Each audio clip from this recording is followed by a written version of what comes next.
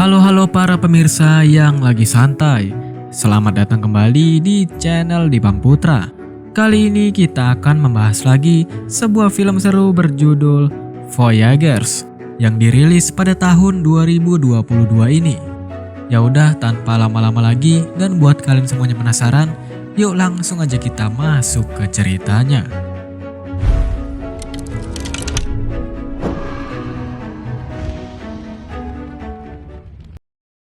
Film ini dibuka pada tahun 1939, tepatnya di Italia. Seorang profesor sedang menyelesaikan alat teleportasi ciptaannya. Karya hebatnya ini menjadi incaran kelompok penjahat Italia di bawah pimpinan Benito Mussolini. Mereka berusaha mencari tempat rahasia sang profesor dan melakukan berbagai cara demi mendapatkan alat teleportasi tersebut.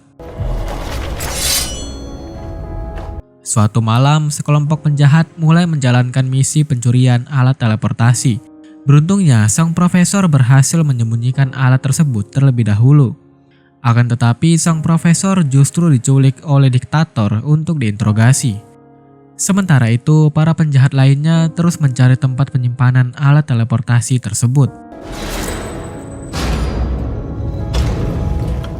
Dalam misi pencurian yang terus berlanjut, muncul sekelompok komunis yang menyerang dan menghabisi semua anak buah Mussolini dengan senapan.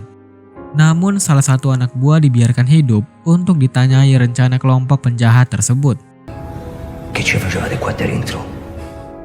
Beberapa tahun kemudian, tepatnya pada tahun 2021, cerita beralih kepada tiga sahabat, yaitu Max, Greta, dan juga Flebo. Ketiganya diam-diam menjalankan misi pencurian barang. Sayangnya rencana itu gagal akibat kesalahan Max. Akibatnya mereka tertangkap oleh pihak berwajib. Melihat Max dan sahabatnya dikejar, sang kakak yaitu Beo datang untuk menyelamatkan mereka. Beo adalah seorang ilmuwan yang memberitahukan Max bahwa ia harus kembali ke laboratorium untuk bertemu dengan komite dari Chicago. Tujuannya adalah membahas proyek penelitiannya. Sebelum pergi, Beo memberikan jaketnya kepada Max dan berpesan agar ia merahasiakan hal ini dari orang tua mereka. Setelah berpamitan, Beo tiba di laboratorium. Di sana ia mendengar kabar bahwa komite bukan hanya ingin meninjau proyeknya, melainkan berencana membeli semua proyek tersebut. Para komite juga mendesak agar proyek itu segera diaktifkan untuk memulai negosiasi harga. Namun Beo menjelaskan kepada atasannya, yaitu Dottoressa, bahwa proyeknya belum siap diaktifkan. Beo memperingatkan bahwa masih banyak pengujian yang belum selesai dan jika dipaksakan, proyek itu akan membahayakan pengguna. Sayangnya Dottoressa tidak menggubris peringatan Beo dan tetap memaksa proyek itu diaktifkan untuk memastikan mesin proyek berfungsi. Dottoressa menjadikan Beo sebagai kelinci percobaan. Sejak saat itulah Max kehilangan kakaknya secara misterius. Kepergian Beo mengubah Max yang awalnya ceria menjadi arogan. Orang-orang di sekitarnya pun terkena imbas emosinya. Di situ Max terasa stres dan terus terbayang-bayang kepergian sang kakak. Ia bahkan sempat berpikir bahwa kakaknya sengaja menghilangkan diri. Karena itu Max nekat mendatangi laboratorium. Awalnya ia berniat pergi sendiri, tetapi Greta dan juga Flebo memutuskan untuk ikut membantu. Saat malam tiba, keberadaan mereka hampir ketahuan penjaga, sehingga mereka harus bersembunyi. Tanpa sadar, mereka sampai di ruangan bekas penelitian proyek Beo. Di ruangan tersebut, mereka tidak menemukan siapapun selain peralatan yang rusak. Namun setelah menelusuri sudut-sudut ruangan, Max menemukan mesin kontrol dengan sebuah lubang kunci yang sama seperti benda terakhir peninggalan Beo. Karena penasaran, Max memasukkan kunci tersebut dan tidak disangka-sangka, mesin proyek berhasil diaktifkan.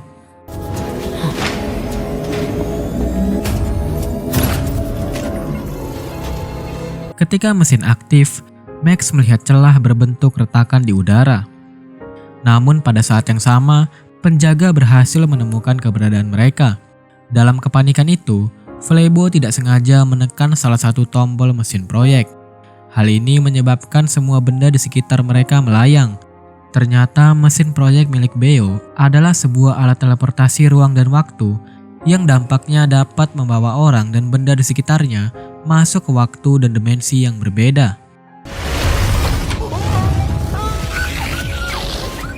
Sebenarnya alat teleportasi milik Beo belum sepenuhnya berhasil karena keterbatasan biaya dan kurangnya media untuk uji coba, sehingga alat tersebut tidak siap digunakan. Namun sekarang Max dan juga sahabatnya berhasil berteleportasi ke Roma, tepatnya pada tahun 1939. Keberadaan mereka di sana membuat Max sadar dan mulai optimis bahwa Beo pasti masih hidup, meski di masa yang berbeda. Kedatangan Max dan yang lain di zaman tersebut menarik perhatian penduduk Roma. Tidak hanya itu, beberapa kelompok fasis yang sedang berjaga juga mencurigai mereka. Hal ini disebabkan oleh cara berpakaian Max dan kawan-kawannya yang berbeda antara era modern dan zaman dahulu. Max pun berniat mengganti pakaiannya agar sesuai dengan era tersebut. Untuk mendapatkan pakaian, Max dan kawan-kawannya merencanakan pencurian di salah satu toko baju. Namun aksi mereka ketahuan oleh sang pemilik toko. Beberapa saat kemudian, muncul seorang anggota komunis bernama Lena. Ia datang untuk membantu Max dari serangan anggota fasis. Meskipun awalnya ia penasaran dengan ponsel milik Flebo. Sesampainya di markas Lena, ia langsung bertanya kepada Max dan kawan-kawan mengenai identitas mereka.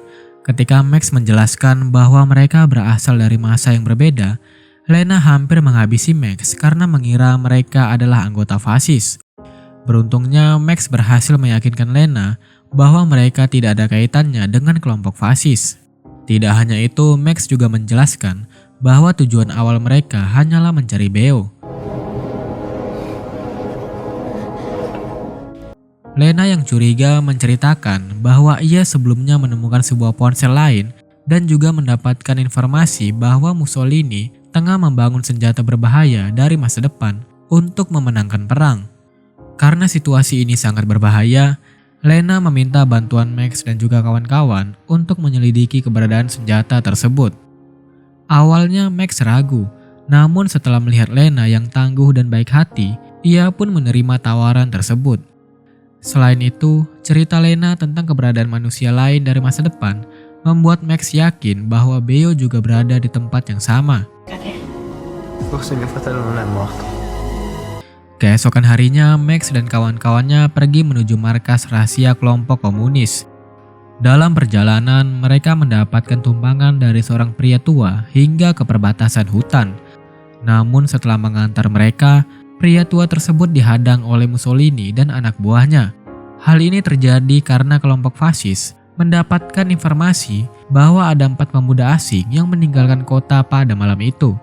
Pria tua tersebut berusaha merahasiakan keberadaan Max dan kawan-kawan, tetapi Mussolini telah mendapatkan bukti dan memaksa pria itu untuk memberitahu keberadaan mereka. Sementara itu, Max dan kawan-kawannya tiba di markas rahasia kelompok komunis dan disambut ramah oleh Montanari, yaitu pemimpin kelompok antifasis. Karena tidak ingin membuang waktu, Lena menyerahkan ponsel yang ia temukan sebelumnya di tempat anggota fasis. Ketika Max mengecek ponsel tersebut, ia terkejut karena ternyata itu adalah milik Beo. Dari bukti ini, Max baru mengetahui bahwa kakaknya adalah seorang profesor. Karena tahu bahwa ponsel itu milik kakaknya, Max dengan mudah membuka kata sandinya. Sayangnya mereka tidak menemukan informasi penting di dalamnya, kecuali urutan angka yang misterius. Beberapa saat kemudian, anak buah Mussolini menyerang markas mereka. Dalam waktu singkat, mereka membantai hampir semua orang yang ada di markas. Melihat anggota kelompoknya terluka, Montanari mengorbankan dirinya untuk mengulur waktu agar Max dan kawan-kawan bisa melarikan diri. Namun Max justru berlari ke arah berlawanan. Akibatnya ia tertangkap oleh anggota fasis dan dipertemukan langsung dengan Mussolini. Pada saat itu, Mussolini berhasil merebut ponsel milik Beo dan juga Flebo. Sementara itu, Lena dan kawan-kawannya yang masih selamat belum bisa berbuat banyak. Mereka hanya bisa mencari tahu di mana Max akan dibawa. Setibanya di ruang tahanan di wilayah Orgeta, Max akhirnya mengetahui bahwa di sanalah tempat Beo berada. Meskipun banyak luka di tubuhnya, Max merasa bahagia telah menemukan kakaknya lagi. Saat itu, Beo juga sangat terkejut dengan kehadiran adiknya. Apalagi setelah Max mengatakan bahwa ia datang berkat benda yang ditinggalkan Beo di dalam jaketnya. Di waktu yang bersamaan, tiba-tiba Dottoressa datang. Ia menjelaskan bahwa selama ini ia menjadi tangan kanan Mussolini dan membantu memenangkan perang. Namun karena Beo tidak mau memberikan kode mesin penjelajah waktu, mereka terus menyiksanya di penjara tersebut. Keesokan harinya, Dottoressa dan juga Mussolini pergi ke laboratorium untuk menyelesaikan senjata paling ampuh bernama Kronos. Setelah mendapatkan ponsel milik Beo yang berisi kode angka mengenai gaya elektro dari perjalanan waktu, mereka yakin bahwa senjata tersebut akan segera terwujud. Sementara itu di tempat lain, Lena dan kawan-kawan akhirnya mengetahui lokasi Max ditahan. Mereka pun menyusup ke penjara tersebut dan menyerang para penjaga. Walaupun sempat dihambat oleh Mussolini, Flebo berhasil membebaskan Max dan Beo dari penjara. Mereka pun kabur menggunakan mobil yang telah disiapkan sebelumnya.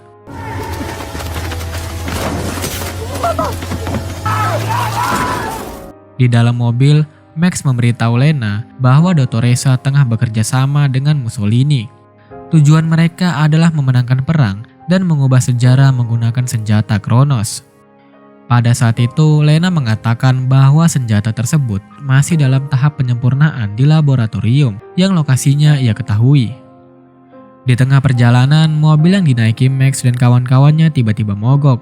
Sialnya, mereka berhenti tepat di depan para penjaga kelompok fasis. Karena tidak ada pilihan lain, mereka mencoba bersembunyi. Namun nasib berkata lain, karena mereka malah terjebak di ruangan tempat anggota fasis berkumpul. Untuk mengelabui anggota fasis, di situ Max memainkan piano dan juga berpura-pura menghibur mereka. Setelah berhasil mengalihkan perhatian, mereka segera pergi ke tempat persembunyian Lena. Di sana Lena meminta kepada ayahnya untuk memberikan mereka senjata. Namun tak lama kemudian, Mussolini mengetahui keberadaan mereka dan langsung menyusul. Beruntungnya, ayah Lena dan kawan-kawan berhasil menghabisi Bettino Mussolini. Sekarang tinggal satu langkah lagi yang harus dilakukan Max dan juga kawan-kawan, yaitu menghancurkan senjata Kronos yang berada di gedung laboratorium sains. Karena ayah Lena pernah bekerja di gedung tersebut dan memiliki peta lokasinya, ia pun langsung memberitahu cara aman untuk masuk, yaitu melalui celah lubang udara. Namun salah satu dari mereka harus rela membuka pintu udara dengan melewati pipa yang sempit.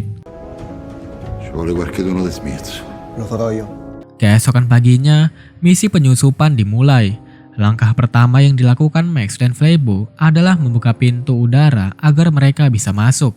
Walaupun sempat dihalangi oleh para penjaga, Lena berhasil menghabisi mereka dengan mudah. Namun nasib sial menimpa Max dan juga Lena.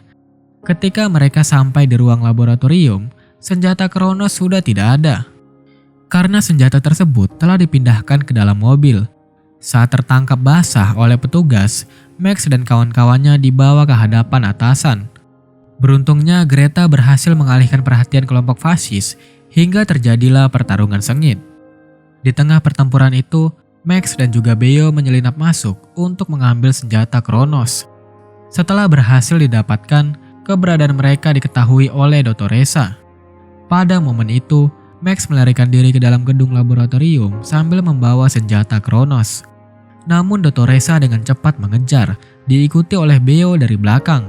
Beruntungnya Beo berhasil menahan senjata Kronos dan juga mendorong Dottoressa ke dalam kobaran api. Sayangnya Beo terkena satu tembakan yang mengenai tubuhnya. Karena Max tidak ingin kehilangan kakaknya untuk kedua kalinya, ia pun berusaha menggunakan mesin waktu untuk kembali ke masa lalu demi menyelamatkan Beo.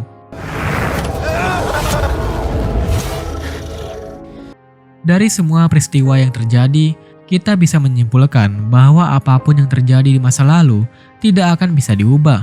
Semuanya hanya menjadi bagian dari sejarah. Meskipun masa depan tidak bisa ditebak dan penuh misteri, lebih baik menghadapi masa lalu tanpa rasa penyesalan, serta mempersiapkan masa depan dengan bijak. Dan di sini film pun akhirnya berakhir. Nah, jadi itu dia guys cerita dari film Voyagers. Gimana, seru atau tidak? Tulis komentar kalian di bawah. Dan ya, jika ada salah-salah kata mohon dimaafkan dan sampai jumpa lagi.